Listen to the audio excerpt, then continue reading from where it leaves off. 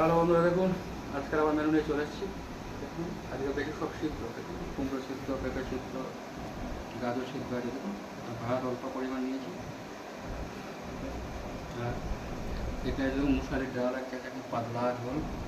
এটা দেশি ডিম দেখুন মাখানো, কাঁচা লঙ্কা সরষের তেল দিয়ে মাখানো। আর দেখুন উচ্ছে আলু ভাজা আছে, ঢেঁড়স সিদ্ধ আছে, আর সোয়াবিন পটল আলু দিয়ে তরকারি। চলুন শুরু করি। ডাল একদম, ডাল আমার একটু বেশি লাগে, একদম পাতলা পাতলা ডাল।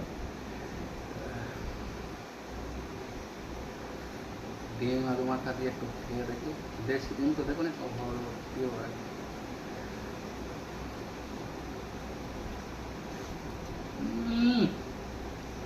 পামটা একদম ফুরিয়ে গেল। উচ্ছে আলু ভাজা দিয়ে একটু খেয়ে